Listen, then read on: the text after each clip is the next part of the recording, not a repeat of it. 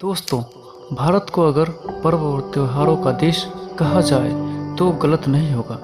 जितने त्योहार भारत में मनाए जाते हैं शायद ही किसी देश में मनाए जाते होंगे। यूँ तो पर्व और त्योहारों का सिलसिला भारत में पूरे साल भर चलता है। यहाँ हर एक दिन का अपना धार्मिक महत्व है, जिसकी एक लंबी सूची है।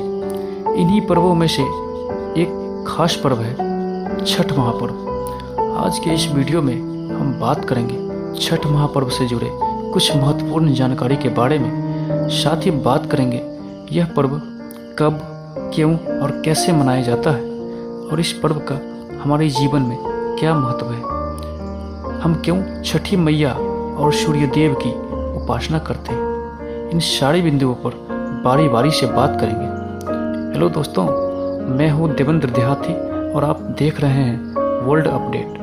अगर अब तक आप हमारे चैनल को सब्सक्राइब नहीं किए हैं तो प्लीज़ चैनल को सब्सक्राइब कर बेल आइकन को प्रेस कर दें, ताकि इसी तरह के अपडेटिंग वीडियो आप तक पहुंचे सबसे पहले। तो आइए जानते हैं। भारत एक ऐसा देश है जिसको त्योहारों की भूमि कहा जाता है। इन्हीं पर्वों में से एक खास पर्व है दीपावली। 5 दिनों तक चलने वाला ये पर्व सिर्फ भैया दूज तक ही सीमित नहीं है, बल्कि यह पर्व छठ महापर्व तक चलता है। भारत के बिहार, झारखंड और पूर्वी उत्तर प्रदेश में विशेष तौर पर मनाए जाने वाला ये महापर्व छठ सभी पर्वों में प्रमुख है। धीरे धीरे ये त्यौहार पूरे भारत के साथ साथ विश्व भर में प्रचलित और प्रसिद्ध हो गया है। नहाय खाई से लेकर उगते हुए भगवान सूर्य को अर्घ देने तक चलने वाला इस पर्व का अपना एक खास ऐतिहासिक और धार्मिक महत्व है।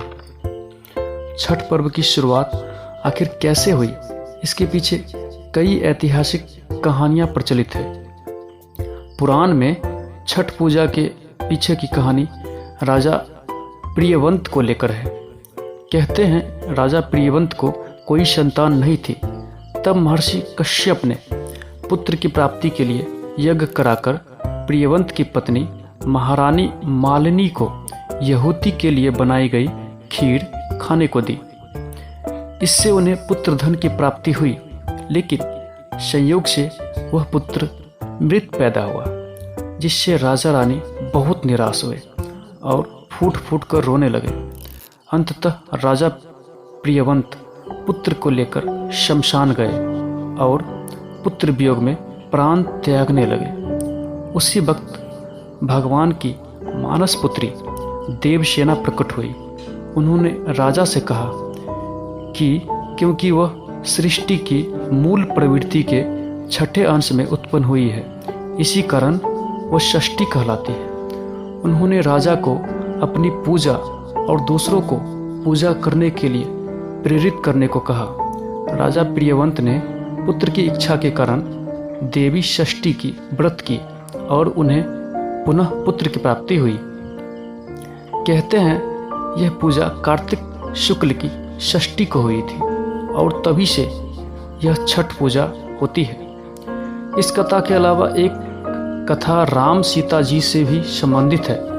पौराणिक कथाओं के अनुसार जब राम सीता 14 वर्ष के वनवास के बाद अयोध्या वापस लौटे थे, पद के पाप से मुक्त होने के लिए उन्होंने ऋषि मुनियों के आदेश पर राजसूय यज्ञ करने का निर्णय लिया। पूजा के लिए उन्होंने मुद्गल ऋषि को आमंत्रित किया। मुद्गल ऋषि ने माँ सीता पर गंगा जल छिड़ककर उन्हें पवित्र किया और कार्तिक मास के शुक्ल पक्ष की षष्ठी तिथि को सूर्यदेव की उपासना करने का आदेश दिया। तब सीता माता ने मुद्गल ऋषि के आश्रम में रहकर 6 दिनों तक सूर्यदेव भगवान की पूजा की थी। तब से आज तक हम लोग सूर्यदेव को अर्घ्य देकर छठ पर्व मनाते हैं। इसी तरह के अनेकों कथाएं प्रचलित हैं छठ पूजा को लेकर, लेकिन अंततः सभी कथाओं का निष्कर्ष धर्म स्थापना एवं सत्य को स्थापित करना है। दोस्तों, अब हम लोग बात करेंगे छठ पर्व किस तरह मनाया जाता है के विषय में। छठ पूजा 4 दिवसीय महाउत्सव है। इसकी शुरुआत कार्तिक शुक्ल चतुर्थी को तथा समाप्ति कार्तिक शुक्ल की सप्तमी को होती है। इस दौरान व्रत करने वाले लगातार 36 घंटे का व्रत रखते हैं। नहाय खाय। पहला दिन कार्तिक शुक्ल चतुर्थी को नहाय खाय के रूप में मनाते हैं। इस दिन छठ व्रती स्नान कर पवित्र तरीके से बने शुद्ध शाकाहारी भोजन ग्रहण कर व्रत की शुरुआत करते हैं। खरना और लोहंडा। दूसरे दिन कार्तिक शुक्ल पंचमी को व्रतधारी दिन भर का उपवास रखने के बाद शाम को भोजन ग्रहण करते हैं। इसे खरना कहा जाता है। संध्या अर्घ।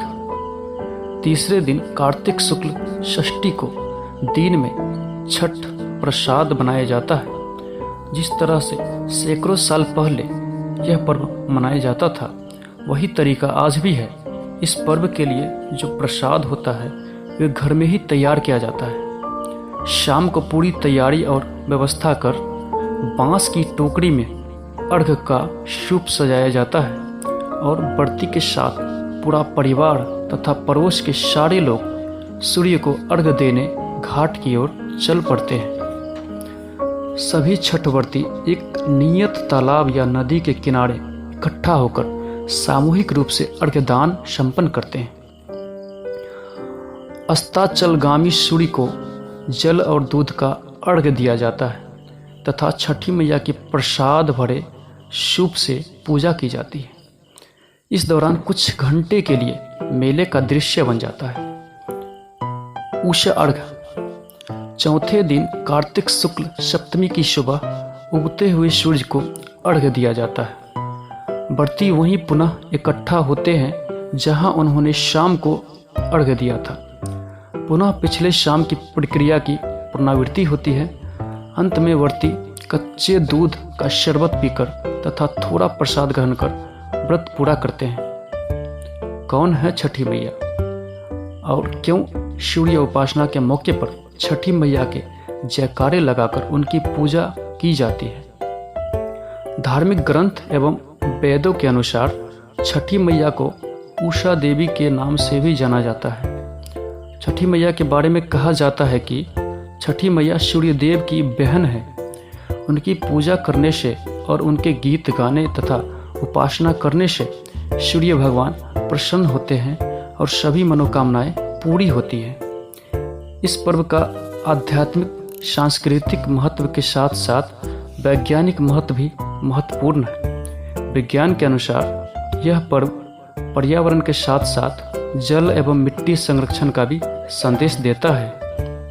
यह पर्व हमें पुरुष प्रधान समाज में स्त्रियों का सम्मान एवं संरक्षण करना भी सिखाती है। हमारे जीवन में सूर्य का क्या स्थान है, इसका भी बोध हमें कराता है। उम्मीद करता हूँ कि आपको यह वीडियो पसंद आई हो। यदि आपका कोई सलाह सुझाव हो तो कमेंट बॉक्स में ज़रूर लिखें। अगर वीडियो पसंद आई हो तो चैनल को लाइक सब्सक्राइब करना ना भूलें। मिलते हैं अगले वीडियो में। छठी मैया की जय।